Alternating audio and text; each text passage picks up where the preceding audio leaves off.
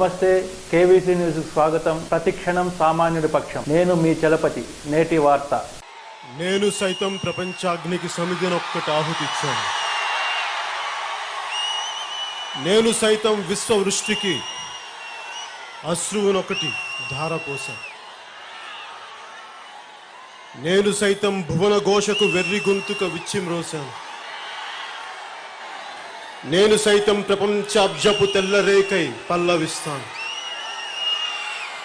నేను సైతం విశ్వవీణకు తంత్రినై మూర్ఛనలు పోతాను.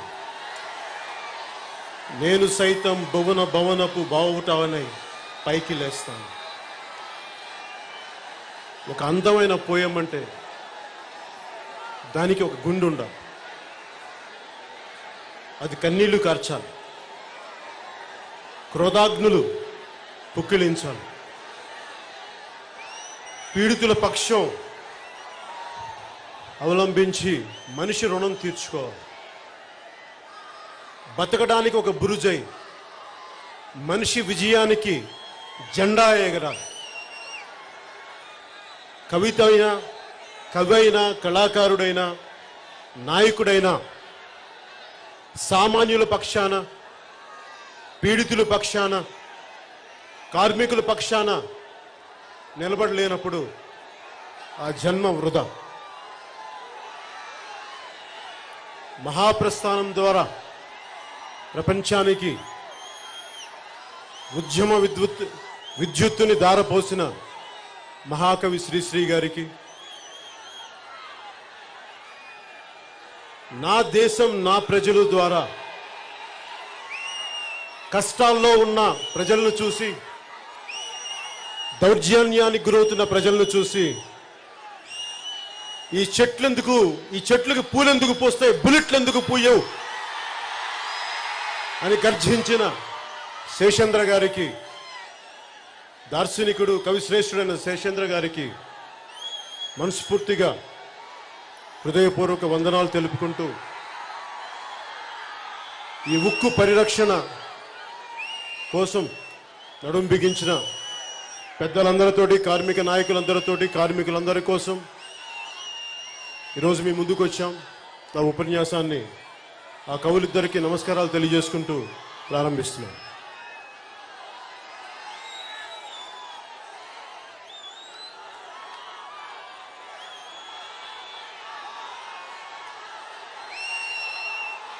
ఉక్కు కర్మాగారం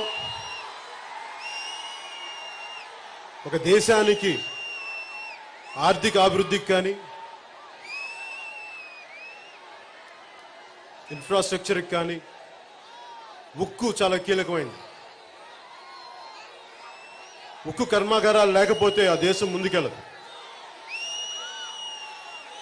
ఒకసారి ఈ ఉక్కు ఇక్కడున్న పెద్దలందరికీ తెలుసు, కానీ ఈ రోజున మీకు తెలిసిన విషయాన్ని మళ్ళీ ఇంకొకసారి ఎందుకు తెలియజేస్తున్నానంటే, మీరు ఏ కష్టాలైతే చూశారో ఆ కష్టాలను ఇక్కడున్న తరానికి చెప్పడానికి, అసలు విశాఖ ఉక్కు ఎలా ప్రారంభమైంది, ఏ పరిస్థితుల్లో ప్రారంభమైంది అని చెప్పాల్సిన అవసరం, ఈ కొత్త తరానికి చెప్పాల్సిన అవసరం ఉంది.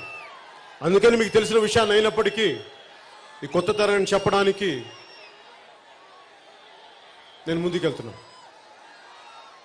విశాఖ ఉక్కు ఆంధ్రుల హక్కు అనే నినాదం మనం ఎప్పుడైనా పుస్తకాల్లో చదువుకుంటాం, ముఖ్యంగా ఇప్పుడున్న 25 ఏళ్ల కుర్రవాళ్ళకి. విశాఖ ఉక్కు ఆంధ్రుల హక్కు అన్న ఒక నినాదం విపరీతమైన భావోద్వేగాన్ని లేపేది. కులాల కుంపటిలో, వర్గాల పోరులో నిండిపోయిన ఆంధ్రప్రదేశ్ రాజకీయాలకి ఒకే ఒక్కటి, కులాలకి వర్గాలకి అతీతంగా ఒకే ఒక నినాదం ఈ రాష్ట్రాన్ని కుదిపేసింది. అది విశాఖ ఉక్కు ఆంధ్రుల హక్కు అని. 1963లో అప్పుడు గనుల శాఖ మంత్రి శ్రీ సుబ్రహ్మణ్యం గారు, భారతదేశానికి ఉక్కు కర్మాగారాలు చాలా అవసరం, నది ఒక సముద్ర తీరాన ఒక మంచి స్టీల్ కర్మాగారం ఉండాలి అని అనుకుంటే అప్పుడు దాన్ని ఒక అమెరికన్ కన్సార్టియం అనే కంపెనీ విశాఖపట్నం చాలా అనువుగా ఉంటుందని చెప్పేసి వెళ్ళిన తర్వాత అందరూ ఆనందించారు. ఉమ్మడి ఆంధ్రప్రదేశ్కి ఉక్కు కర్మాగారం రాబోతుంది అంటే అభివృద్ధి దిశగా ఆంధ్రప్రదేశ్ ఎదగబోతుందని. కానీ కొన్ని పరిస్థితుల్లో మళ్ళీ అది మార్చుకొని పక్క రాష్ట్రాలకు వెళ్ళిపోతుంది, ఇక్కడ ఉండట్లేదు. మాట ఇచ్చిన తర్వాత ఉండట్లేదు అంటే ఆ రోజున తాడికొండ ఎమ్మెల్యేగా ఉన్న కీర్తిశేషులు అమృతరావు గారు ఇక్కడ కలెక్టర్ ఆఫీస్కి వచ్చి నిరాహార దీక్ష చేయటం, దానికి మద్దతుగా ఆంధ్ర విశ్వవిద్యాలయం విద్యార్థులు అండగా నిలబడటం, అది ఉద్యమ రూపం దాల్చడం, తీవ్ర స్థాయికి వెళ్ళటం, రైలు రోకోలు,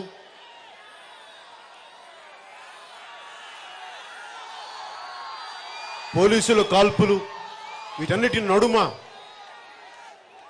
ఊహించుకోండి. ఈ రోజున ఇంతమంది యువత ఉన్నారు, ఇక్కడ చిన్నపిల్లలు ఉన్నారు, 18 నుంచి 22 ఏళ్ల పిల్లలు, 25 ఏళ్ల పిల్లలు ఉన్నారు.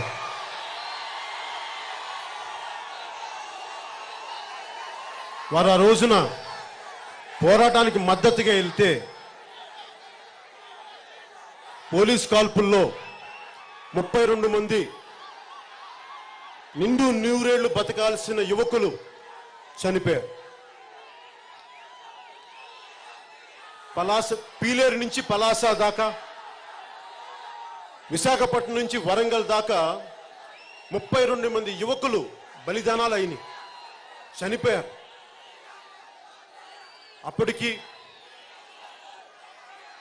అప్పటి రాష్ట్ర ప్రభుత్వంలో ఉన్న 67 మంది ఎమ్మెల్యేలు, 7 మంది ఎంపీలు అనుకుంటా, వీళ్ళందరూ రాజీనామాలు చేసి అన్ని రకాలుగా ఒత్తిళ్లు పెట్టి ప్రజలు చైతన్యవంతులై ముందుకెళ్తే ఈ రోజున స్టీల్ ప్లాంట్ ఇక్కడికి వచ్చింది. ఈ స్టీల్ ప్లాంట్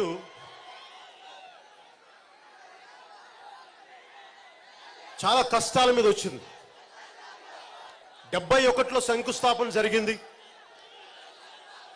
92లో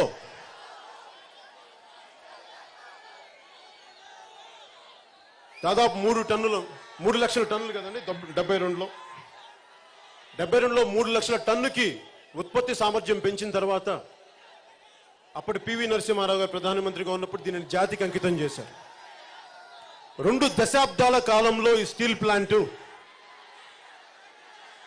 ఒకవేళ నేను ఏదైనా తప్పైతే నన్ను సరిచేయండి దయచేసి, నాకు ఇన్ఫర్మేషన్ ప్రకారం చెప్తా ఉన్నాను. 2 దశాబ్దాల కాలంలో ఈ వైజాగ్ స్టీల్ ప్లాంట్ 6,000 కోట్ల లాభాన్ని చూసింది. 40,000 కోట్ల రూపాయలు రాష్ట్రానికి, కేంద్రానికి ట్యాక్సులు కట్టింది. 16,000 మందికి నేరుగా ఉపాధి ఇచ్చింది. 18,000 పైచిలకు కాంట్రాక్ట్ లేబర్కి ఉపాధి ఇచ్చింది. ఇంకో 1,00,000 మంది అనుసంధానంగా ఉండే పరిస్థితుల్లో వారికి ఉపాధి ఉంది. వీరి కుటుంబాలని అన్నింటినీ కలుపుకుంటే 5-6 లక్షల మంది ఆధారపడి ఉన్నారు. ఈ స్టీల్ ప్లాంట్ ఏర్పడటానికి 22,000 ఎకరాలు, 64 గ్రామాలని, మనుషులు బతుకుతున్న గ్రామాలని ఖాళీ చేయించి ఒక 1,200 రూపాయలు, ఇందాక వారు చెప్తున్నట్టుగా నష్టపరిహారం ఇచ్చి ఉద్యోగాలు ఇస్తామని చెప్పి ఖాళీ చేయిస్తే ఈ రోజుకి నేను 2015-16లో తిరుగుతున్నప్పుడు ఆ రోజుకి కూడా ఈ రోజుకి కూడా స్టీల్ ప్లాంట్ కోసం ఇచ్చిన భూములకి ఇంకా పరిహారం అందలేదు. వారి కుటుంబాలు ఎంత దీనస్థితిలో ఉంటాయంటే నేను వింటా ఉంటే చాలా బాధేసింది. ఆకలికి ఒకసారి అన్నం వండుకునే పరిస్థితి తెలియక లేక దేవాలయాలకి వెళ్ళి అక్కడ ప్రసాదాలు పెట్టి ప్రసాదాలు తిని కడుపు నింపుకునే కుటుంబాలు ఉన్నాయి. ఇంకా ఇక్కడ బాధ అనిపించింది నాకు. ఈ రోజున స్టీల్ ప్లాంట్ 2021లో ఇది నష్టాలకి వాటిల్లుతుంది. ఇది నష్టాలు చవి చూస్తుంది. ఈ నష్టాల కోసం మేము స్టీల్ ప్లాంట్ని ప్రైవేటీకరణ చేస్తున్నాం అని వార్త రాగానే అందరితో పాటు నాకు చాలా బాధ కలిగింది. ఎందుకంటే నేను పోరాట యాత్రలు ఇక్కడ బలంగా తిరిగిన వాడిని, సమస్యల్ని, స్టీల్ ప్లాంట్ భూములు కోల్పోయిన నిర్వాసితులను ప్రత్యక్షంగా కలిసిన వాడిని. ఈ వ్యక్తులందరూ నేను కలిసి వాడి కష్టాలను చూసిన తర్వాత బేసిక్గా మౌలికంగా నేను ప్రైవేట్ రంగంతో పాటు ప్రభుత్వ రంగ పరిశ్రమలు బాగుండాలని మనసా వాచా కర్మణ కోరుకునేవాడిని. ప్రభుత్వ రంగ పరిశ్రమలు కాయలా పడకూడదు, అభివృద్ధి పదంలోకి వెళ్ళాలని కోరుకునేవాడిని. అలాంటిది స్టీల్ ప్లాంటు నష్టం వాటిల్లుతుందని చెప్పి ప్రైవేటీకరణ చేద్దాం అన్న వార్త వినగానే వెంటనే పెద్దలు మనోహర్ గారు, పిఎస్సి చైర్మన్ మనోహర్ గారు, నేను ఢిల్లీకి వెళ్ళి కేంద్ర మంత్రి, హోంశాఖ అమాత్యులు శ్రీ అమిత్ షా గారికి ఒక రిప్రజెంటేషన్ ఇవ్వడం జరిగింది. అన్ని డిస్ఇన్వెస్ట్మెంట్ పెట్టుబడులు ఉపసంహరించి ప్రైవేటీకరణకి అప్పగించేలాగా మిగతా పరిశ్రమలలాగా ఈ స్టీల్ ప్లాంట్ దయచేసి మీరు చూడొద్దు. ఇది ఆంధ్రుల భావోద్వేగాలతో ముడిపడి ఉన్నది. ఇది 18,000 మంది రైతులు భూములు వదులుకుంటే ఈ రోజున స్టీల్ ప్లాంట్ వచ్చింది. దీని కొంచెం మీరు పెద్ద మనసుతోటి చూడాలి అని చెప్తే వారు సావధానంగా విన్నారు. కాకపోతే మీరు ఊహించుకోవాలి నా పరిస్థితి. నాకు ఒక ఎంపీ లేడు, ఉన్న ఒక ఎమ్మెల్యే వైసీపీ వాళ్ళు పట్టుకెళ్ళిపోయారు. నా బలం ఏముంది? అమిత్ షా గారు కూడా ఇంటర్వ్యూ దేనికి ఇస్తారు? వెనక ఎమ్మెల్యేలు ఎంపీలు ఉన్నారని ఇవ్వరు, మీరున్నారని ఇస్తారు నాకు అపాయింట్మెంట్. ప్రజాబలం ఉంది.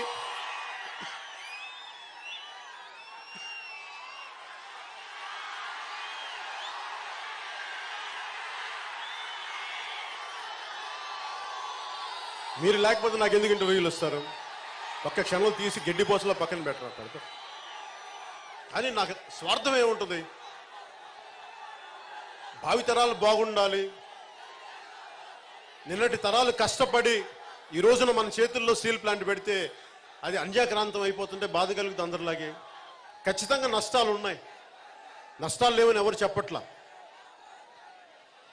మీరే చెప్పండి, ఏ పరిశ్రమకు నష్టాలు లేవు? ఏ వ్యాపారానికి నష్టాలు రావు? ఏ వ్యాపారానికి అప్పులు లేవు? అలా నష్టాలు రాని పరిశ్రమ ఏదైనా ఉంది అంటే ఒక వైసీపీ రాజకీయ పరిశ్రమకు తప్ప అన్ని పరిశ్రమలకి నష్టాలు ఉన్నాయి.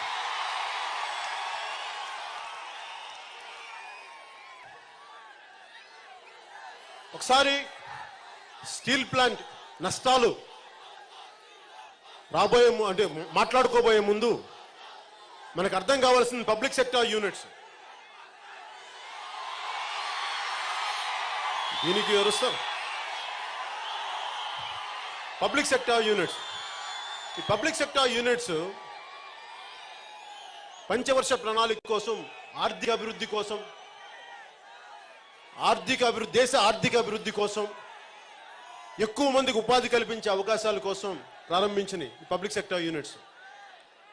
దీంట్లో మహారత్న అని, నవరత్న అని, మినీ రత్న 1 అని, మినీ రత్న 2 అని ఇలాంటి గ్రేడింగ్స్ ఉన్నాయి. ఇవి 3 నుంచి 5 సంవత్సరాల వరకు లాభాల దాటిలోకి వెళ్తే ఎనీ పబ్లిక్ సెక్టార్ యూనిట్ వీటికి ఈ మహారత్నాలు, నవరత్నాలు, మినీ రత్నాలు 1 and 2 అని చేస్తారు. 2017 కదా సార్ మన ఆ రోజున అప్పుడు వచ్చింది డ్రెడ్జింగ్ కార్పొరేషన్ ఆఫ్ ఇండియా. 2017లో డ్రెడ్జింగ్ కార్పొరేషన్ ఆఫ్ ఇండియా అది ప్రైవేటీకరణ చేయబోతున్నారు. చిన్నపాటి నష్టం ఉంది, మేము సరి చేసుకుంటామని ప్రైవేటీకరణ చేసి ఒక యువకుడు, ఒక ఉద్యోగి ఇంటిలో చెల్లెళ్ళకి పెళ్లిళ్ళు చేయాలి, ఏం చేయాలో తెలియదు నాకు అని చెప్పి ఆత్మహత్య చేసుకుంటే, బతకడం వేస్తున్న ఆత్మహత్య చేసుకుంటే ఆ పిల్లవాడి బలిదానం నన్ను తీసుకొచ్చి వారికి అండగా ఉండేలా చేసింది. ఆ రోజున అన్ని సంఘాల నాయకులు ముందు నడిపించారు. ఈ రోజున dredging corporation of India stock మార్కెట్లో 300 రూపాయల షేర్తో port trust, Vizag port trust ఆధ్వర్యంలో ఎక్కువ షేర్లు ఉంటూ, మెజారిటీ షేర్లు ఉంటూ ఈరోజు నిలబెట్టుకున్నారు డ్రెడ్జింగ్ కార్పొరేషన్ ఆఫ్ ఇండియా. పోరాటాల వల్ల సాధ్యమైంది. అలాగే ఆ రోజున ఒత్తిడి పెట్టడానికి మేము కేంద్రంకి వెళ్ళలేదు. ఆ రోజున ఇక్కడ మాట్లాడితే, ఇక్కడ రాష్ట్ర ప్రభుత్వం మీద ఒత్తిడి పెడితే అప్పటి ముఖ్యమంత్రి దానికి స్పందించి దాని ప్రైవేటీకరణకి వాళ్ళ వంతు కృషి కూడా వాళ్ళు చేశారు. మొత్తం కేంద్ర ప్రభుత్వం మీదే బాధ్యత పెడితే కష్టం అవుతుంది. ఎందుకు అవుతుందంటే, కేంద్ర ప్రభుత్వం మీద బాధ్యత పెడితే కేంద్ర ప్రభుత్వానికి ఏం తెలుస్తాయి ఇక్కడ కష్టాలు? ఎవరు చెప్పాలి? ఢిల్లీలో కూర్చున్న వాళ్ళకి మనవాళ్ళు చెప్పాలి వెళ్ళి. ఈ రోజున అందరూ క్యాప్టివ్ మైన్స్ లేవు వైజాగ్ స్టీల్ ప్లాంట్ కంటే, రాష్ట్ర విభజన జరుగుతున్నప్పుడు ఆ రోజున యూపీ అని ఎందుకు ఒక్క ఎంపీ కూడా అడగలేకపోయాడు వైజాగ్ నుంచి? కానీ ఆంధ్రాలో ఉన్న ఇంతమంది 25 మంది ఎంపీలు మీరు ఎందుకు వైజాగ్ కి క్యాప్టివ్ మైన్స్ ఉండాలి, మాకు ఇవ్వండి, రాష్ట్ర విభజన చేయండి కానీ మాకు క్యాప్టివ్ మైన్స్ ఇవ్వండి అని ఒక్కళ్ళు కూడా గొంతెత్తలేకపోయారు. ఎందుకని? ఎందుకంటే వాళ్ళకి అర్థం కాదు. పదవులు ముఖ్యం, కాంట్రాక్టులు ముఖ్యం, డబ్బులు ముఖ్యం, ప్రజల సమస్యలు ముఖ్యం కాదు, ప్రజల కన్నీళ్లు ముఖ్యం కాదు, ప్రజల కష్టాలు ముఖ్యం కాదు. అందుకని మనసులోంచి మాటలు రావు. స్టీల్ ప్లాంట్కి పొలాలు ఇచ్చేసిన జీవితాలు, ఆకలికి గుళ్ళోకి వెళ్ళి ప్రసాదాలు తినే కష్టాలను చూస్తే వాళ్ళకి అర్థమవుతుంది ఆ ఎంపీలకి. నేను ప్రజలకి మోసం చేయను, ఇక్కడ ఓడిపోయాను నేను, అయినా కానీ నిలబడి ఇక్కడే ఉన్నాను. నేను పారిపోను. ప్రజాక్షేత్రం నుంచి ఓటమి నన్ను పారిపోనివ్వదు, నిలబెట్టే ఉంచుది. ఎందుకంటే ఇది నా కర్తవ్యం. సర్దార్ వల్లభాయ్ పటేల్ ఉక్కు మనిషి, ఈ రోజున జయంతి అయింది. ఆయన జయంతి రోజున, ఆ శుభ సందర్భం రోజున మాట్లాడుకుంటున్నాం. అదే ఉక్కు సంకల్పం స్టీల్ ప్లాంట్ని కాపాడుకోవాలి. అన్ని పార్టీలు కలిసి రావాలి.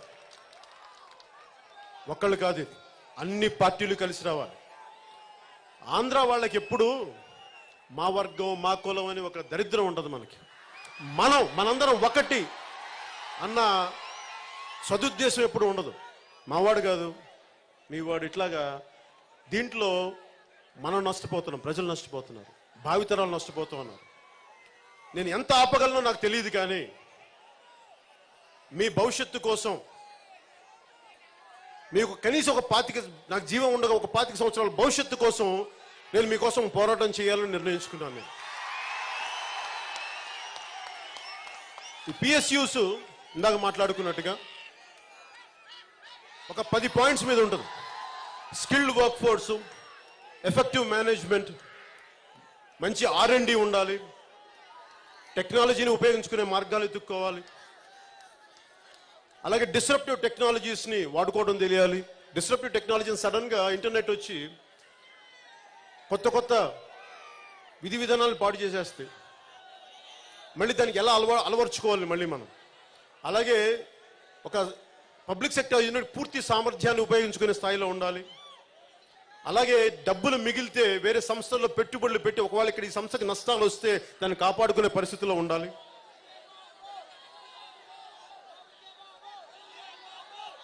అలాగే అంతర్జాతీయ రాజకీయ ఆర్థిక విధి విధానాలు కూడా ఒకసారి ఎక్కడో యూరోప్లో జరిగే గొడవ ఇక్కడ మన స్టీల్ ప్లాంట్ మీద ప్రభావితం చూపిస్తుంది. సో అలాగే ఇలాంటి పరిస్థితులు, వీటిలో 2 చాలా కీలకమైనవి. ఒకటి సపోర్ట్ ఆఫ్ గవర్నమెంట్, ప్రభుత్వం యొక్క సహకారం. 2 ముడిసరుకు సొంత గనులు. ఈ 2 ఉన్న వాటికి ఎనీ పబ్లిక్ సెక్టార్ యూనిట్కి తిరుగులేదు, బలంగా నిలబడి ఉంటుంది. ఎందుకంటే Vizag brand value, Visakha steel plant brand value గురించే మాట్లాడాలి. అంటే ఎంత బ్రాండ్ వాల్యూ ఉందంటే, ఈ రోజున ఇంత కరోనా సమయంలో కూడా నాకు తెలిసి 165-167 కోట్లు ప్రాఫిట్ని తీసుకొచ్చింది ఇక్కడ విశాఖ స్టీల్ ప్లాంట్ కార్మికులు. వాళ్ళ చెమటోడ్చి, వాళ్ళ రక్తాన్ని దారపోసి, ఆక్సిజన్ సిలిండర్లు లేకుండా ప్రజలు చనిపోతుంటే, బ్లాస్టింగ్ ఫర్నేస్లు యాక్సిడెంట్ జరుగుతాయి ఇవన్నీ తెలిసి కూడా వాళ్ళందరూ 165 మంది పైగా చనిపోయారు ఇక్కడ. ఈ కరోనా కాంట్రాక్ట్ లేబర్ కానీ రెగ్యులర్ ఎంప్లాయీస్ కానీ వీళ్ళందరూ రిస్కులు తీసుకొని స్టీల్ ప్లాంట్ని కాపాడుకుంటూ వచ్చారు. కానీ వీరికి రెండే కానీ ఇస్తే, ఒకటి ప్రభుత్వ సహకారం. ప్రభుత్వ సహకారం అంటే నా ఉద్దేశంలో కేంద్ర ప్రభుత్వాన్ని అడగబోయే ముందు రాష్ట్ర ప్రభుత్వాల్ని బాధ్యుల్ని చేయాలి. రాష్ట్ర ప్రభుత్వాల్ని బాధ్యుల్ని చేయకపోతే ఏమవుతుందంటే, కేంద్ర ప్రభుత్వానికి మనం ఎందుకు గొడవ చేస్తున్నాం అర్థం కాదు.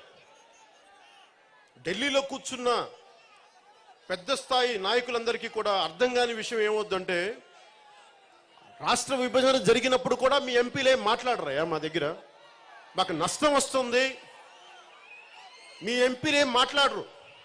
వాళ్ళకి ఏం కావాలో తెలియదు. వాళ్ళ కాంట్రాక్టులు, డబ్బులు, వాళ్ళ పదవులు ఇస్తే సరిపోతాయి. మీ రాష్ట్ర ప్రయోజనాల గురించి మాట్లాడరు.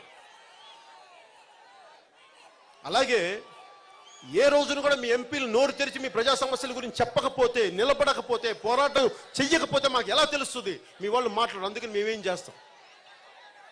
మరి ఇలాంటి ఎంపీలని ఎన్నుకుంటే మనకి అన్యాయం జరగక ఏం జరుగుద్ది? రాష్ట్ర విభజన జరుగుతున్నప్పుడు ఒక్క ఎంపీ అయినా సరే మాకు విడిపోబోతుంది, కనీసం మాకు సొంత గనులు మా వైజాగ్ స్టీల్ ప్లాంట్కి ఇవ్వండి అంటే ఈ రోజు సొంత గనులు వచ్చిండేమోనే అడగడానికి ఎవరికి మనసొప్పదు, భావన రాదు. ప్రజల్లో తిరిగే వాళ్ళు కాదు కదా నాయకులు. ఓట్ల రోజున వచ్చి ఓట్లు వేస్తారు, 2,000 3,000 ఇచ్చి గెలుస్తారు, వెళ్ళిపోతారు. మళ్ళీ ఓట్ల టైంలో వస్తారు. మరి సమస్యలు వచ్చినప్పుడు ఎవరు నిలబడరే, ఎవరు రారే. మళ్ళీ ఓడిపోయిన మనమే రావాలి, నిలబడాలి. మేము నిలబడతాం. జనసేన నిలబడుతుంది, జన సైనికులు నిలబడతారు, వీర మహిళలు నిలబడతారు. మేము నిలబడతాం, మీకు అండగా ఉంటాం.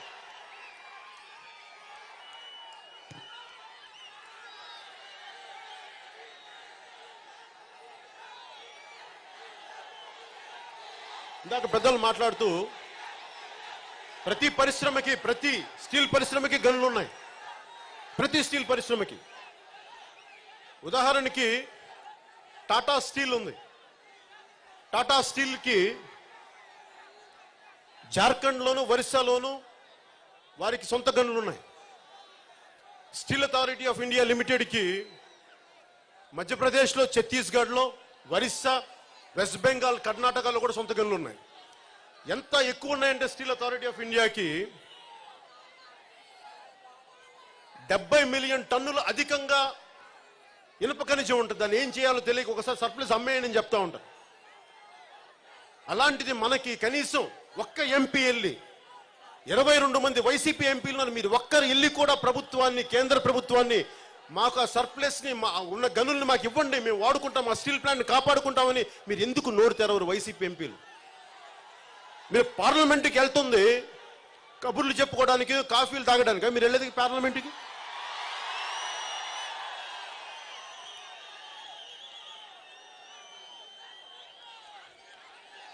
వైజాగ్ స్టీల్ ప్లాంట్కి ప్రతి టన్ను ఇనప ధాతువుకి 7,000 రూపాయలు ఖర్చు పెట్టాలి. అదే టాటా స్టీల్ ప్లాంట్కి కానీ, steel authority of India limited ఆధ్వర్యం నడిచే ప్లాంట్స్కి కానీ 1,500 రూపాయలు టన్ను ఖర్చు పెట్టాలి. సంవత్సర ఖర్చుల్లో ఈ రెండు కంపెనీలకి 35%, 48% ఖర్చు అవుద్ది. అదే వైజాగ్ స్టీల్ ప్లాంట్కి 65% ఖర్చు అవుద్ది. 100 కోట్లు ఖర్చు పెడితే 65 కోట్లు కేవలం ముడిసరి కొనడానికి అయిపోద్ది. అదే సెయిల్ కంపెనీలకు కానీ, టాటా కంపెనీలకు కానీ 35%, 48%. ఎందుకంటే సొంత గనులు ఉన్నాయి. మరి నష్టాలు రాకపోతే, మరి వైజాగ్ స్టీల్ ప్లాంట్కి నష్టాలు రాకపోతే లాభాలు ఎలా వస్తాయి? ఇది మనందరం మీ తరం ఆలోచించాలి, మీ జనరేషన్ మాట్లాడాలి, మీరు ఆలోచించాలి. ఇది నా మాటలు నమ్మొద్దు, మీరు చదవండి, రీసెర్చ్లు చేయండి, పెద్దలతో మాట్లాడండి, అనుభవజ్ఞులతో మాట్లాడండి, ట్రేడ్ యూనియన్ నాయకులతో మాట్లాడండి. 1 కాదు 2 కాదు 20 సంఘాలు పైగా ఉన్నాయి ఇక్కడ. ఒకసారి మీరు భూమిని కోల్పోయిన నిర్వాసితుల సంఘాలతో మాట్లాడండి, మనకు అర్థమవుతుంది కష్టాలు ఎలా ఉన్నాయి. విశాఖ ఉక్కు ఎవరి దయా దాక్షిణ్యాల మీద వచ్చింది కాదు, పోరాడి సాధించుకున్నది విశాఖ హక్కు. ఎవడో పడేస్తే రాలా, పోరాడాం. 32 మంది బలిదానాలు, హబీబుల్లా రెహమాన్, పోలినేని ఏసయ్య, సాయి రెడ్డి, మస్తాన్, తంగెళ్ళ సత్యం లాంటి 32 మంది యువకులు, నిండు నూరేళ్లు బతకాల్సిన యువకులు పోలీస్ కాల్పుల్లో ప్రాణాలు పోగొట్టుకున్నారు. పీలేరు నుంచి పలాస దాకా, ఇందాక చెప్పినట్టుగా విశాఖ నుంచి వరంగల్ దాకా అందరూ పోలీస్ కాల్పుల్లో చనిపోయారు, ప్రాణాలు కోల్పోయారు. వారి ప్రాణత్యాగాల మీద వచ్చింది, విద్యార్థుల ఉద్యమ స్ఫూర్తితో వచ్చింది, నాయకుల త్యాగాలతో వచ్చింది, పోరాట స్ఫూర్తితో వచ్చింది వైజాగ్ స్టీల్ ప్లాంట్. ఇది కేవలం మీరు ఆగండి, మీరు అరవద్దు, ఆగండి. పవర్ స్టార్ అనకండి, బాగుండట్లే అనకండి, ఆపండి, మానే కొంచెం బుర్ర పెంచుకోండి అందరూ.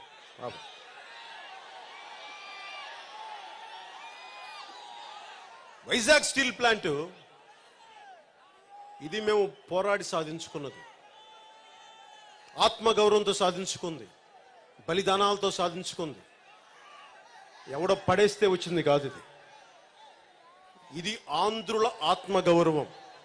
స్టీల్ ప్లాంట్ని కాపాడుకోవటం అనేది ఆంధ్రుల ఆత్మగౌరవం. ఇది మర్చిపోకూడదు మన ఎవరు.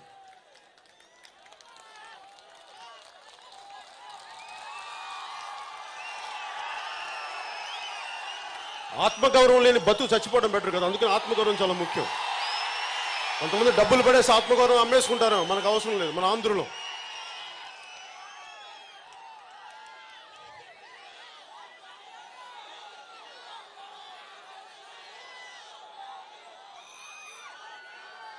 సొంత గనులు లేవని చెప్పి పివి నరసింహారావు గారి టైంలో ఆర్థిక సంస్కరణల మూలంగా ఒక వైజాగ్ స్టీల్ ప్లాంట్కే కాదు, అన్ని ప్రభుత్వ నష్టాల్లో ఊబిలో కూరుకుపోతున్న అన్ని ప్రభుత్వ రంగ పరిశ్రమలకి డిజిన్వెస్ట్మెంట్ ప్రోగ్రామ్ కింద ఒక ప్రత్యేకమైన డిపార్ట్మెంట్ స్థాపించి దీనిని ప్రైవేట్ పరం చేస్తాం, లేదంటే వాటాలు బయట వారికి అమ్మేస్తాం అనే పరిస్థితులు తీసుకొచ్చాం. ఆ రోజు నుంచి ఈ రోజు కొత్తగా, ఎందుకంటే వాస్తవాలు మాట్లాడేటప్పుడు చరిత్ర మాట్లాడుకోవాలి. ఈ రోజున డిజిన్వెస్ట్మెంట్ అనేది కేవలం అంటే చాలా ఆబ్జెక్టివ్గా నిష్పక్షపాతంగా మాట్లాడాలంటే ఈ రోజు వచ్చింది కాదు. ఈ డిజిన్వెస్ట్మెంట్ అనేది, పెట్టుబడుల ఉపసంహరణ అనేది, నష్టాలు వస్తున్న పరిశ్రమలకి ప్రైవేట్ పరం చేయటం అనేది ఈ రోజు వచ్చింది కాదు. 92 నుంచి ప్రారంభమైంది. ఈ రోజున ప్రధానమంత్రి గారు ప్రారంభించింది కాదు. అందుకని దీన్ని అర్థం చేసుకోవాలి ఫస్ట్. అలాగే ఈ డిజిన్వెస్ట్మెంట్ 2021లో మళ్ళీ ప్రైవేటైజేషన్ గురించి వచ్చినప్పుడు సిఐటియు, ఏఐటియుసి కానీ, ఐఎన్టీయూసీ కానీ, బిఎంఎస్ కానీ ఇలాంటి దాదాపు 20 పైగా యూనియన్లు ఉన్నాయి ఇక్కడ. వీరందరి పోరాట ఫలితంగానే ఇంకా ఈ రోజున ఇంత మాత్రం నిలబడి ఉంది. లేదంటే ఈ పార్టీకి మన సర్క్యూట్ హౌస్ అమ్మినట్టుగా అమ్మేసేవాళ్ళేమో. వైసీపీ వాళ్ళు సర్క్యూట్ హౌస్ అమ్మేసినట్టుగా ప్రభుత్వ ఆస్తుల్ని కొన్ని వేల కోట్ల తాకట్లు పెట్టేసినట్టుగా తాకట్టు పెట్టారు, అలా అమ్మేసేవాళ్ళు, ముక్కలు ముక్కలుగా అమ్మేసేవాళ్ళు. కానీ ఈ ట్రేడ్ యూనియన్ నాయకులు ఉండటం వల్ల అది మన అదృష్టంగా చెప్పచ్చు. వారి పోరాటాల ఫలితం ఈ రోజున నాలాంటి వాడికి కూడా వచ్చి వారి పక్కన కూర్చున్న అదృష్టం నాకుంది. వారందరికీ మనస్ఫూర్తిగా మీ అందరి తరపున ధన్యవాదాలు తెలుపుతాను.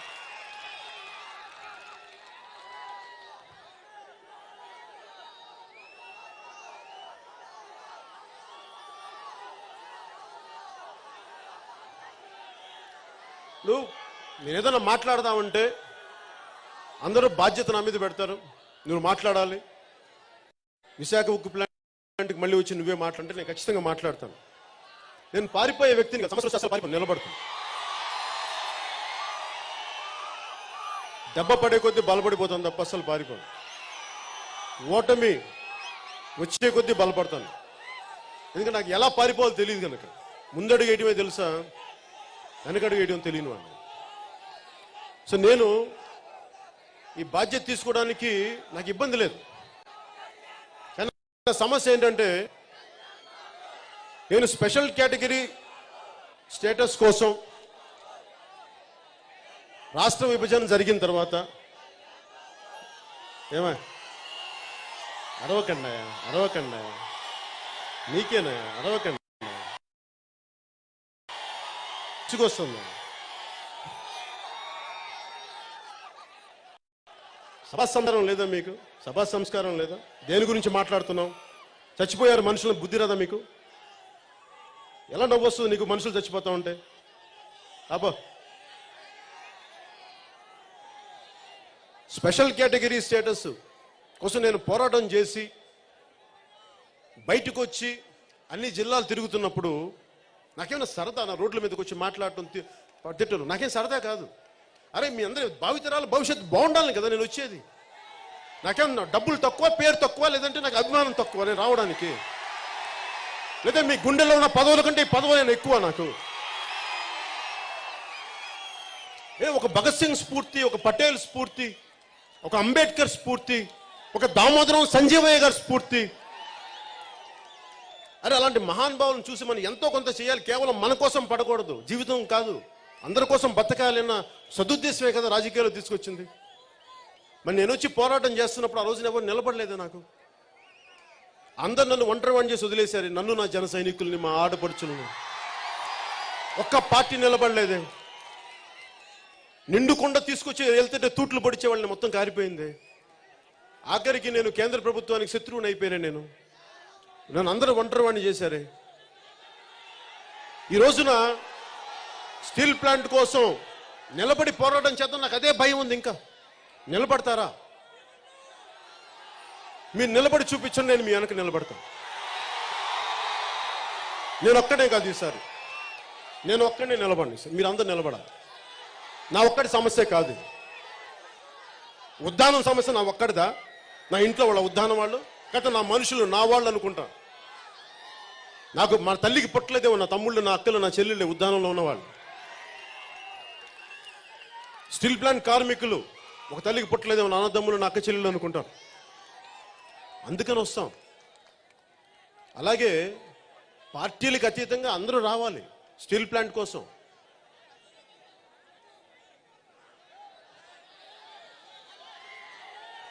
అంటే ఒకసారి నేను చాలా మంది అంటారు, నువ్వు ఒక ఐడియలిస్టిక్ ఫూల్, నువ్వు, నీకు రాజకీయం తెలియదు, ఎలా బెనిఫిట్ కావాలో తెలియదు అంటే నేను మేబీ నాకు ఓకే. ఎందుకంటే నేను స్వాతంత్ర సమరయోధుల్ని ఆదర్శంగా తీసుకున్నవాడిని. I'm okay to be an idealistic fool, but not like a corrupt politician. Okay, దోపిడీ చేసే పాలిటీషియన్ కంటే కూడా ఒక ఐడియలిస్టిక్ గా ఉండి ఆ ఓటమి నాకు చాలా గొప్పది. నాకు వేల కోట్లు సంపాదించుకొని 200 కోట్లు సంపాదించుకుని ఎమ్మెల్యే ఎంపీ సీట్ కంటే కూడా నాకు వచ్చిన 10,000 ఓట్లే నాకు చాలా అద్భుతం. నేను వాటికి గౌరవిస్తాను. ఈరోజు అనుకుంటున్నారు కదా ఎందుకు వచ్చానని.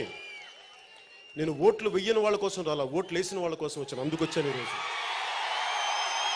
జనసేన పార్టీని ఎందుకు నిలబెట్టి ఉంచానంటే ఓట్లు వెయ్యని వాళ్ళ కోసం కాదు, నాకు ఓట్లు వేసిన 10 మంది ఉంటే చాలా, 10 మంది కోసం నేను నిలబడినా, వారి కోసం వచ్చాను.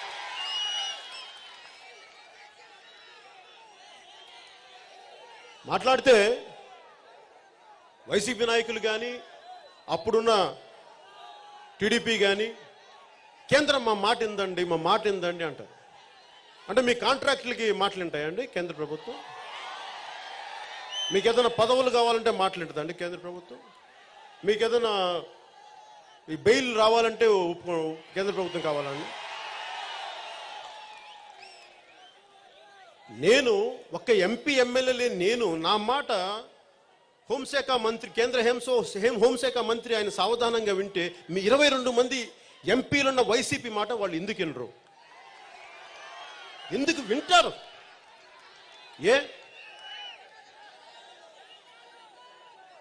వారు ఫామ్ బిల్ గురించి వినలేదా? అలాగే వైసీపీ ఇక్కడికి వచ్చి మాకేం సంబంధం లేదండి, ఇక్కడ మేము అసెంబ్లీలో తీర్మానం పెట్టామని చెప్పి చేతులు దులిపేసుకుంటే ఎట్లా? అలా కుదరదమ్మా, అట్లా కుదరదు. మీరు నిలబడాలి. ఆ కథలు, ఆ కాకమ్మ కథలు, కబర్లు, కాకరకాయలు ఇదివరకు రోజులు, ఇప్పుడు కుదరదు. అది విభజన టైంలో ఈ కథలు చెప్పారు, ప్రతి ఎంపీ ఇదే కథ చెప్పారు, ప్రతి ఎమ్మెల్యే ఇదే కథ చెప్పాడు, మేము విన్నామమ్మా. ఇంకా మరీ దయచేసి ఇంకా పెద్ద పెద్ద క్యాబేజీ పూలు చెవుల్లో పెట్టకండి, చాలు, ఇంక విసిగిపోయాడు. అలాగే వైసీపీ నాయకులు ఏమంటారు? మాకు కేంద్రం మా మాట విందు, మోడీ గారు మా మాటను లక్ష్య చేయరంటారు. ఎందుకంటే వాళ్ళకి వైసీపీ ఎంపీలు అవసరం లేదంటారు. మరి వైసీపీ ఎంపీ అవసరం లేనప్పుడు మీరు సిఏఏకి మీరు ఎందుకు మద్దతు ఇచ్చారు? మరి అంటే మీ అవసరం ఉందనే కదా భారతీయ జనతా పార్టీకి కూడా. వైసీపీ మీరు సిఏఏకి ఎందుకు మద్దతు ఇచ్చారు? మరి అలాంటప్పుడు ప్రత్యక్షంగానో పరోక్షంగానో ఉన్నారు కదా. అలాగే ఫామ్ బిల్లుకి అక్కడ మద్దతు ఇచ్చి ఇక్కడికి వచ్చి మళ్ళీ భారత్ బంద్కి ప్రకటిస్తారు. మీరు ఇలాంటి ద్వంద్వ వైఖరి మళ్ళీ పాత విభజన టైంలో చేసిన పాడు రాజకీయాలు మళ్ళీ మీరు కూడా చేస్తున్నారే. కొత్త రాజకీయం ఎక్కడ చేస్తారు మీరు? అలాగే జిఎస్టీకి కానీ, ఇన్సాల్వెన్సీ అండ్ బ్యాంక్రప్సీ సవరణ బిల్లుకి కానీ, కాశ్మీర్ బిల్లుకి కానీ, వైసీపీ ఇంకా అనేక బిల్లులకు కానీ వైసీపీ ప్రత్యక్షంగానో పరోక్షంగానో మీరు మద్దతు ఇచ్చారు. అలా మద్దతు ఇచ్చేటప్పుడు వైజాగ్ స్టీల్ ప్లాంట్ కోసం మాకు సొంత గనులు ఎందుకు ఇవ్వరు అని ఒక మాట ఎందుకు అడగలేకపోయారు మీరు? సెయిల్ సర్ప్లస్ ని steel authority of India limited మరి 70 మిలియన్ టన్స్ వారికి అవసరం ఎక్కువ అయిపోయింది, అమ్మేసుకుంటున్నారంటే అలాంటి గనులు మాకు ఇవ్వండి అని మీరు ఎందుకు మాట్లాడలేదు? ఎందుకంటే మీకు బలిదానాలు పోరాటాల మీద మీకు గౌరవం లేదు కనుక. ఎందుకంటే మీరు చేసిన వాళ్ళు కాదు, మీరు డబ్బులు ఇచ్చి ఓట్లు కొనుక్కున్న వాళ్ళు, పోరాటాలు చేసి వచ్చిన వాళ్ళు కాదు రాజకీయాల్లోకి. మీరు నిలబడి దమ్ముండి అక్కడ నిలబడితే నా దేశం నా ప్రజలు అన్న పోరాటం చేసిన వాళ్ళు కాదు మీరు. అందుకు మీకు రాదు మనసులో, మాకుంటుంది. ఈ నాయకులందరూ ఎంపీలు ఎమ్మెల్యేలా? ప్రజలంటే ప్రేమ, కార్మికులంటే ఇష్టం, అందుకు నిలబడున్నారు. నేను కూర్చోబెట్టి ఎమ్మెల్యేలు ఎంపీలు మీరు కారులోనూ బ్లూ లైట్లు వేసుకుని తిరగడానిక మీకు మేము ఇచ్చింది? మేమందరం ప్రజా సమస్యల మీద మాట్లాడరా మీరు? వినరా మీరు?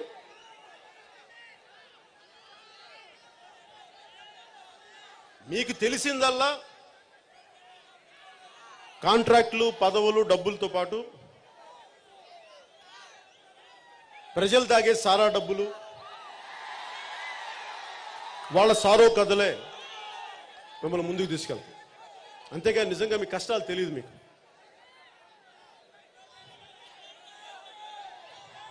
ఒకటే ఉంటుంది, పోతే పోని, రైతులు పోతే పోని, నిర్వాసితులు పోతే పోని, ఆంధ్రుల ఆత్మగౌరవం పోతే పోని, పోతే పోని పోతే పోని. మా వైసీపీకి మాత్రం డబ్బులు రాని రాని, కాంట్రాక్ట్ రాని రాని రాని, మేము నిలబడం. జనం మటుకు పోతే పోని.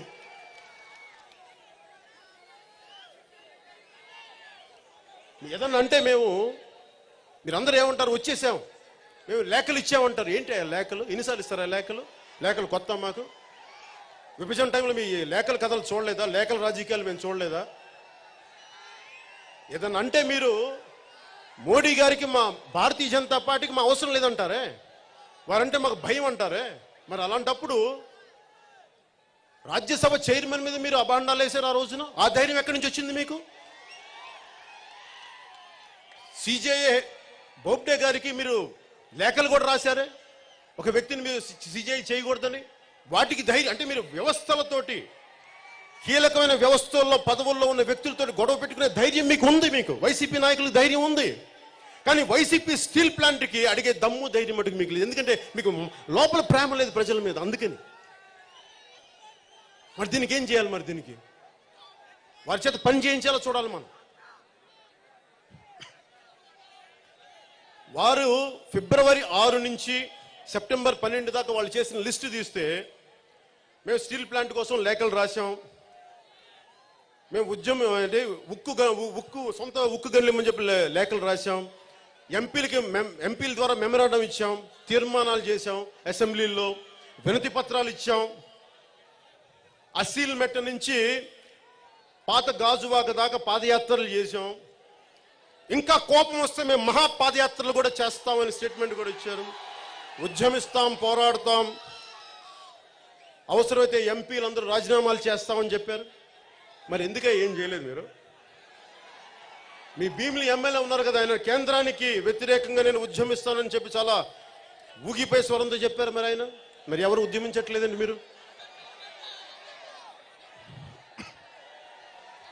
మేము ఒకటే చెప్తా ఉన్నాం, వైసీపీ మాటలకి అర్థాలు వేరులే. వైసీపీ మాటలకి అమ్మ నేను అంటుంది అదిగా. వారు సంపూర్ణ మద్యపాన నిషేధం అంటే మేము మద్యం సంపూర్ణంగా అమ్ముతామని అర్థం. విద్యార్థులకి అండగా నిలబడతామంటే గవర్నమెంట్ ఎయిడెడ్ కాలేజీలను మొత్తం మూసేసి వారి ఆస్తులు స్వాధీనం చేసుకొని వాళ్ళని రోడ్ల మీదకి ఈడుస్తాం 2 లక్షల మంది విద్యార్థులని అర్థం. రైతుకి 12,500 రూపాయలు ఇస్తామంటే కేంద్రం 6,000 కలుపుకొని 12,500 అని అర్థం. అందరికీ ఆరోగ్యశ్రీ అంటే కోవిడ్ వచ్చి చస్తున్నాం అన్నా అంటే బ్లీచింగ్ పౌడర్ చల్లుకున్నామా తగ్గిపోతుంది.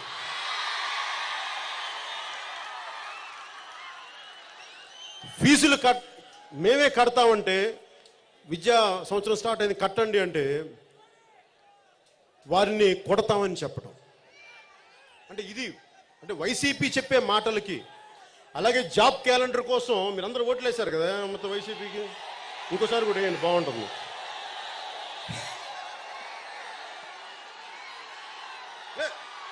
మీకు వైసీపీ కరెక్ట్ అని, ఎందుకంటే మీరు ఎలా మీ తిరగండి అలా తిరగండి. నా సభలకి ఎవరండి జనం ఓట్లే వాళ్ళకి వేయండి, మీకు అప్పుడు ఇలాగ ఉంటుంది. జాబ్ క్యాలెండర్ ఇస్తా ఉంటే జాబులు లేకుండా చేయడం, ఇలా 1-2 లిస్టు తీసే మొత్తం రేపు తెల్లవారుజాము వరకు అని చెప్పారు. అంటే స్టీల్ ప్లాంట్ సంబంధించినంత వరకు ఎందుకు అంటున్నాను సార్ పెద్దలందరికీ కూడా, స్టీల్ ప్లాంట్ సంబంధించినంత వరకు వైసీపీ మాటల్ని జనసేన నమ్మట్లేదు. ఎందుకంటే నేను మీకు మీ వైపే తిరిగి మాట్లాడుతున్నాను. వైసీపీ మాటల్ని మేము నమ్మట్లేదు సార్, ఎందుకంటే అవి ఆచరణలోకి రాని మాటలు. వారు ఆచరణలోకి రావాలి అంటే వారు నమ్మకం కలిగించే మాటలు చర్యలు రావాలి. సో దాంట్లో భాగంగా ఒకటే వాళ్ళు కావాలి. మీరు మద్యపానం నిషేధం లాగా స్టీల్ ప్లాంట్కి మేము ఉంటామంటే మేము నమ్మలేకపోతాం. ఎందుకంటే మీరు ఇన్ని పనులు మీరు ప్రామిస్ చేసి అన్ని ఆపోజిట్ చేశారు. ఇదే సీతమ్మ దారికి నేను వస్తా ఉంటే ఒక రోజు నా ఆడపడుచు లాపి అన్న మద్యపాన నిషేధం చెయ్యి, ఈ ఊళ్ళో ఈ తాగుబోతులు గొడవ తట్టుకోలేకపోతున్నామంటే నేనేం చేశాను ఆ రోజున మేనిఫెస్టోలో, ఆ ఏరియాలో ఉండే ఎక్కువ శాతం మంది ఆడపడుచులు కోరుకుంటే అక్కడ మద్యం షాపులు మూయించేస్తామని చెప్పి జనసేన మేనిఫెస్టోలో పెట్టాం. కానీ వైసీపీ మటుకు అసలు సంపూర్ణ మద్యపాన నిషేధం అని చెప్పి ఆ భూమిలో ప్రెసిడెన్షియల్ మేడలో బిల్లు అమ్మడం స్టార్ట్ చేశాం. అందుకని ఆ ఉద్దేశంతో నేను చెప్తున్నాను, మేము వైసీపీ ప్రభుత్వాన్ని మేము నమ్మం. స్టీల్ ప్లాంట్కి అండగా నిలబడతాం, కార్మికులకు అండగా నిలబడతాం, తీర్మానం ఇచ్చామంటే మేము వైసీపీని మేము నమ్మం. మరి వైసీపీ లేకపోతే నేను ఢిల్లీకి వెళ్ళి మాట్లాడతాం, 10 కాదు 100 రిప్రజెంటేషన్లు ఇస్తా.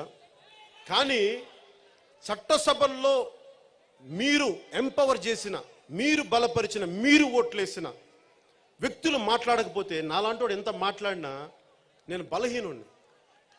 చట్టసభల్లో బలం లేనప్పుడు మీ ముందు బలవంతుని తప్ప చట్టసభలో నేను చాలా బలహీనుణ్ణి. ఒక్క ఎంపీ ఉన్నా కానీ కనీసం దాని గురించి మాట్లాడించేవాడు, ప్రైవేట్ బిల్లునే పెట్టి మాట్లాడించేవాడు. ఒక ఎంపీ కూడా లేడు. ఉన్న ఎమ్మెల్యేని వైసీపీ వాళ్ళు పాపం గద్దలా తనకి వెళ్ళిపోయారు. సో ఈ రోజున వైసీపీకి ఈ సభాముఖంగా చెప్తున్నా, మీరు ఒక అఖిల పక్షం పెట్టండి. దానికి నిర్వాసితుల సంఘాల దగ్గర నుంచి దాదాపు 30 సంఘాలు ఉన్నాయి, ట్రేడ్ యూనియన్ నాయకులు ఉన్నారు, పెద్దలందరినీ పిలవండి, మేధావులందరినీ పిలవండి, రాష్ట్ర క్షేమం కోరుకునే మేధావులందరినీ పిలవండి, కాంగ్రెస్ నాయకుల్ని పిలవండి, భారతీయ జనతా పార్టీ నాయకుల్ని పిలవండి, సిపిఐ సిపిఎం ఆ నాయకుల్ని పిలవండి, మీ బెస్టెస్ట్ ఫ్రెండ్స్ తెలుగుదేశం పార్టీ నాయకులను కూడా పిలవండి. అలాగే మీకు మేమంటే ఎంత ఇష్టమో తెలియదు, కానీ నేనంటే ఇష్టం లేదని నాకు తెలుసు. నాకు నన్ను కూడా పిలవండి, మా నాయకుల్ని పిలవండి, మా జన సైనికులను పిలవండి, మా ఆడపడుచులను పిలవండి, వస్తాం మేమందరం. ఇంతమంది కలిసి వచ్చి ఒక పోరాటం చేస్తే అప్పుడు కేంద్ర ప్రభుత్వం అర్థం చేసుకుంటుంది, దీని తాలూకు తీవ్రత అర్థమవుద్ది. అసలు మన పోరాటాలే చేయకుండా ఎంతసేపు కేంద్ర ప్రభుత్వమే చేయాలి, మీరు తప్పు చేశారని అనటం కూడా భావ్యం కాదు కదా. ఈ రోజున తెలంగాణ వచ్చింది అంటే ఆ మూల ఉన్న ఒక ప్రతి కుర్రవాడు కూడా జై తెలంగాణ అంటే తప్ప రాలేదు ఆ రోజున. నేను మొన్న తెలంగాణ సభలో చెప్పాను, మీ పోరాట స్ఫూర్తి నాకు జనసేనకు స్ఫూర్తి అని. ఎందుకంటే 14-16 ఏళ్ళ కుర్రోళ్ళు కూడా మా నేల, భారతదేశం అంటే గౌరవం ఉంది, భక్తి ఉంది, కానీ నా తెలంగాణ నేల మీద నాకు అమితమైన ప్రేమ ఉంది. మరి ఆంధ్ర వాళ్ళకి ఆ నేల మీద ఎందుకు ప్రేమ లేదు? ఎందుకు రాదా ప్రేమ? కసి లేదా? కోపం లేదా? ఆవేదన లేదా? మీకేం అనిపించదా? మనది అనిపించదా మీకు?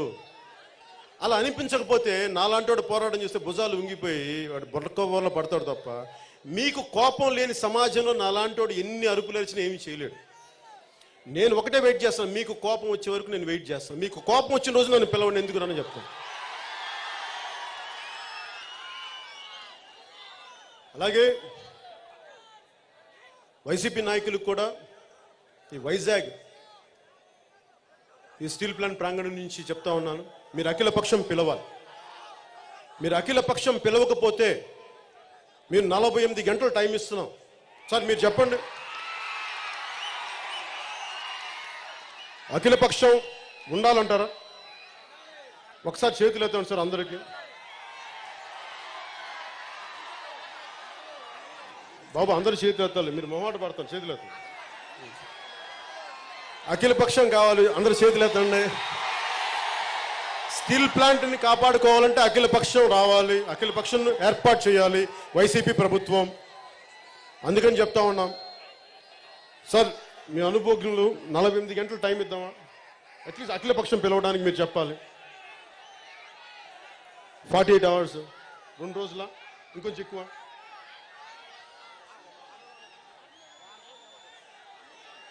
సరే, ఇక్కడున్న పెద్దలంతా చెప్తా ఉన్నారు 48 గంటలు కాకపోతే ఒక వారం రోజులు తీసుకోండి. వారం రోజుల్లోపు మీరు ఒక ప్రకటన ఇవ్వండి, వైజాగ్ స్టీల్ ప్లాంట్ని మేము ఇలా ఆపబోతున్నాం, మేము పార్లమెంట్లో దీని గురించి మాట్లాడతాం, అవసరమైతే మేము కేంద్ర ప్రభుత్వంతో మేము వారితోటి మేము మెప్పిస్తాం, వారిని పోరాటం చేస్తాం, కానీ స్టీల్ ప్లాంట్ని సాధించుకుంటాం, ప్రైవేట్ గనులను సాధించుకుంటాం అని చెప్పినా కానీ నేను బయటికి రాను. సంతోషంగా నేను ఏదో మా పార్టీ కార్యక్రమాలు, మా ప్రజలు ఏదో కూర్చుని వెళ్ళిపోతాను. మిమ్మల్ని కూడా ఒక పల్లెతో ఒక మాట అన్నాం. అలా కాకుండా మీరు కలబొల్లి కబుర్లు చెప్తే మటుకు మేము ఖచ్చితంగా ఉద్యమిస్తాం. కార్మికులందరికీ అండగా ఉంటాం. ఒకవేళ మీరు దీనిని సీరియస్గా తీసుకోలేని పక్షంలో ఒక కార్యాచరణ ప్రకటిస్తాం. మీరు చెప్పి విశాఖ ఉక్కు కర్మాగారం సంబంధించి పెద్దలందరూ కూర్చొని మీరు కార్యాచరణ ప్రకటించండి. ఈ సమస్యని ప్రతి జిల్లాకి తీసుకెళ్ళండి. ఒకవేళ వైసీపీ రాని పక్షంలో అప్పుడు వైసీపీ మీద ఎలా ఒత్తిడి పెడదాం, ఎలా ఒత్తిడి తీసుకొద్దాం. ఎందుకంటే మన పోరాటాలు మనం చేయకుండా కేంద్ర ప్రభుత్వం అంటాం నాకు ఇష్టం లేదు. ఎందుకంటే నిర్మోహమాటంగా మాట్లాడగలను, నాకు ఆ ఇబ్బందులు లేవు. ఎందుకంటే నాకు కేంద్ర ప్రభుత్వంతో నాకు కూర్చోబెట్టిన పదవులు అడగను, డబ్బులు అడగను, కాంట్రాక్ట్లు అడగను, నాకేముంటుంది, ప్రజాక్షేమం ఉంటుంది. నేను ఏ రోజు వెళ్ళి కలిసినా మీ క్షేమం కోసం అడుగుతాను. ఓ 25 కేజీలు బియ్యం కదమ్మా మా వాళ్ళకి ఇవ్వాల్సిన ఒక 5,000 రూపాయలు కాదు, వాళ్ళకి ఒక 5 లక్షలు సంపాదించుకునే ఒక దారి ఇవ్వండి అని అడుగుతాను. ఒక 25 సంవత్సరాల భవిష్యత్తు ఇమ్మని అడుగుతాను. అది అడుగుతాను కేంద్ర ప్రభుత్వాన్ని. ఆ రోజు వరకు నేను వెయిట్ చేస్తాను. ఒక వారం రోజులు టైం తీసుకోండి. ఒక వారం రోజులు టైం తీసుకొని వైసీపీ మీ కార్యాచరణ చెప్పండి. వైజాగ్ స్టీల్ ప్లాంట్ మీరు ఎలా ఆపుతారో చెప్పండి. ముందుకు తీసుకెళ్ళకపోతే మటుకు ఈ 2 సంవత్సరాలు ఎన్నికల వరకు ఒకటైతే మీకు మాటిస్తున్నాను, వైసీపీ నాయకులకి నా తరపున, జనసేన తరపున, మా ఆడపడుచుల తరపున, మా వీర మహిళల తరపున, మా జన సైనికుల తరపున, ఇక్కడ ఉన్న కార్మిక నాయకుల తరపున, వచ్చే ఎన్నికలకి మీరు ఏమి స్పందించని పక్షంలో వైసీపీ నాయకులు చెప్తా ఉన్నాం ఈ స్టేజ్ మీద నుంచి, ఈ 2 సంవత్సరాలు మీరు కన్నా చాలా గడ్డు కాలం ఉంటుంది మీకు. మీరు వైజాగ్ స్టీల్ ప్లాంట్ కాపాడుకోలేక ప్రథమ బాధ్యత మీది. 182 మంది ఎమ్మెల్యేలు, మా జనసేన ఎమ్మెల్యేతో కలుపుకొని చెప్తున్నా, 152 మంది ఎమ్మెల్యేలు, 22 మంది ఎంపీలు. ఏదన్నా అంటే మళ్ళీ కూర్చోబెట్టి మీరు ఓ పని చేయండి, మీ బెస్ట్ ఫ్రెండ్ టీడీపీ వాళ్ళని కూడా కలుపుకోండి. మీరు అప్పుడు 25 వాళ్ళలో సగం ఎమ్మెల్యేలు ఆల్రెడీ మీతో ఉన్నారు కాబట్టి మిగతా సగం కలుపుకొని మొత్తం అందరూ కలిపి 175 మంది ఎమ్మెల్యేలు, 25 ఎంపీలని కలుపుకొని మీరు కార్యాచరణ ప్రకటించండి. మేము అండగా ఉంటాం. రాష్ట్ర ప్రయోజనాల కోసం అందరం కలిసి నడుద్దాం. ఉక్కు విశాఖ ఉక్కుని కాపాడుకుందాం. ఏదైతే బలిదానాలు 32 మంది బలిదానాలు చేశారో ఆ బలిదానాలు వేస్ట్ కానివ్వం. అమృతరావు గారి నిరాహార దీక్ష త్యాగాల్ని వృధా కానివ్వం. 32 క్యాండిల్స్ తోటి ఈరోజు స్తూపం, మహా అమరవీరుల స్తూపం ఉంది. ప్రతి ఒక్క జన సైనికుడు మీకు ఖాళీ ఉంటే ఒకసారి అమరవీరుల స్తూపంకి ఇలా స్ఫూర్తిని పొందండి. అక్కడ వారి జ్యోతిని మనసులో వెలిగించుకొని వైజాగ్ స్టీల్ ప్లాంట్ కార్మికులకి, నిర్వాసితులకి, కుటుంబాలకి, ట్రేడ్ యూనియన్ నాయకులకి మన అండగా నిలబడాలి.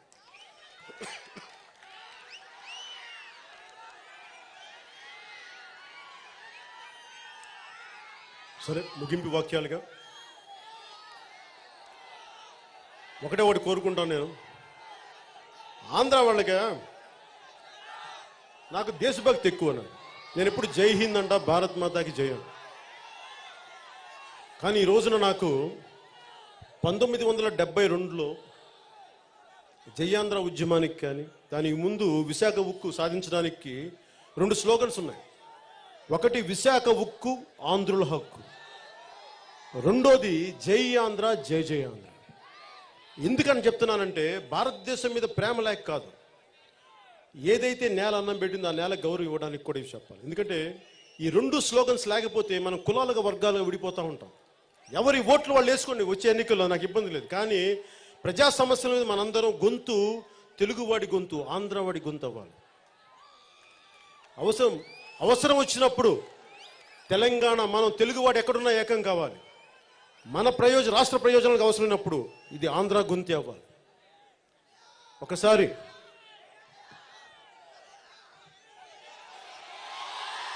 ఒక స్లోగన్ ఇద్దాం అందరికీ వినపడేలాగా. విశాఖ ఉక్కు, విశాఖ ఉక్కు, విశాఖ ఉక్కు, జై ఆంధ్ర, జై ఆంధ్ర, జై ఆంధ్ర, జై హింద్. ఇంతటితో నేటి వార్త సమాప్తం. మరిన్ని వార్తా విశేషాలతో మీ ముందుకు వస్తుంది KV's news. Until then, signing off, మీ కేవీ చలపతి.